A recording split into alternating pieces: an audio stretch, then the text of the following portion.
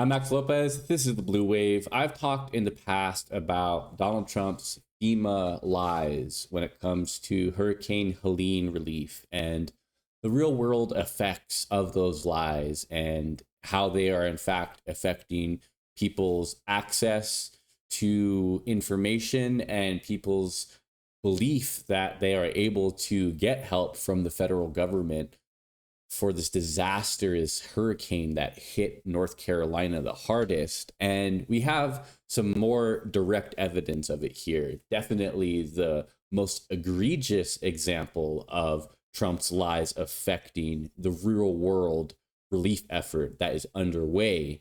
And we're going to look at a clip of that. But before we do, please be sure to like the video, subscribe to the channel, and share with someone who's into politics. Let's jump in to this clip here. It says FEMA paused hurricane relief work over warning of armed militia out hunting FEMA. CNN clip. Biden says more help, though, is on the way. He's pledging more than $600 million of federal assistance after visiting Florida this weekend. And retired U.S. Army Lieutenant General Russell Honore joins us now. He led the recovery efforts after Hurricane Katrina. General Honore, great to see you as always. I do want to talk about Florida in a moment, but I need to ask you about this. I don't know if you saw this headline, but aid operations in 2 North Carolina counties were suspended after threats against FEMA workers. In an urgent email to federal agencies obtained by the Washington Post, some National Guard troops had come across trucks of armed militia saying they were out hunting FEMA. How concerned are you about that? Well, I am concerned because it disrupted FEMA's operation to serve those communities, particularly those isolated areas up in the North Carolina mountains. That's a tough place to get to. And we need the troops in there, both National Guard and active troops and the FEMA teams, to be able to provide aid to the people. So this is disruptive.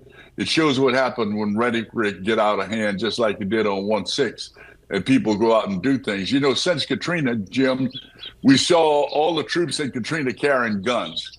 And one of the great things we've improved since Katrina is when we go out to hurricanes now, troops don't carry guns. I've always had a philosophy, you can unlock more MREs without guns than with guns.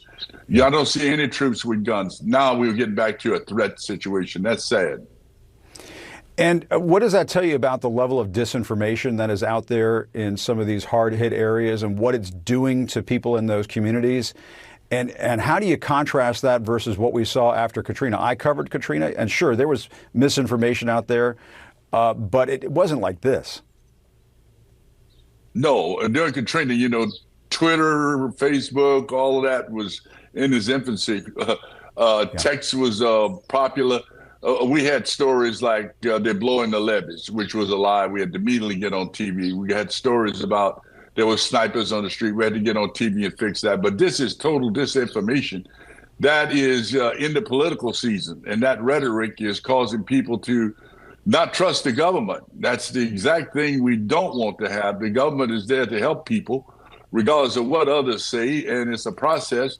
And these people need help, and it's a crying damn shame that we've reached that level of discourse in American politics. Yes, it's a shame. It's a shame we've reached this level of discourse in American politics where we can't come together and band together to stop lying for political benefit, even when people are being disastrously struck by a hurricane and need aid very badly. And I've talked about exactly what this gentleman here was talking about in terms of real world effect of Donald Trump's lies and how it's affecting people's ability to get help and get the aid that they so desperately need. And now what Trump's lies have manifested into, as you can see in that clip, is people going out and hunting FEMA workers because of some sort of belief or idea that they are not giving aid or whatever the hell Trump has put into these people's minds that they believe. It's absolutely just ghastly that Trump would lie about this and get people killed for his political benefit. It's absolutely disgusting. And for the right to go right along with it, and for hardly anybody on the right to push back against Trump's lies about FEMA, this organization that's meant to help people in our country that are being hit by disasters. Their readiness and willingness and ability to go along with Donald Trump's talking points is absolutely astounding when you consider that American lives are being affected by what he's saying. So it really just kind of very much gives us a clear picture of what the Republican Party at large cares about, right? It's not helping Americans. It's not making the country more equitable, more fair, a better place to live for a larger number of people. It's not that. It's power. It's subjugating others, and Donald Trump has been decided to be the best vessel to do that. And so 85, 90, 95% of the party has gone right along with him, even when the lies are directly affecting Americans' ability to do simple things like get aid in a disaster situation. I mean, imagine, George W. Bush, don't get me wrong. I'm a no fan whatsoever of George W. Bush. And the response to Hurricane Katrina was absolutely unacceptable, right? But imagine if George W. Bush had been going out of his way to directly lie to the citizens of New Orleans about their ability to get aid. You can't imagine that would have made the situation any better at all in an already really bad situation and really bad response. Because even somebody as awful as George W. Bush could put aside his politics when it came to helping American people and in a disaster situation.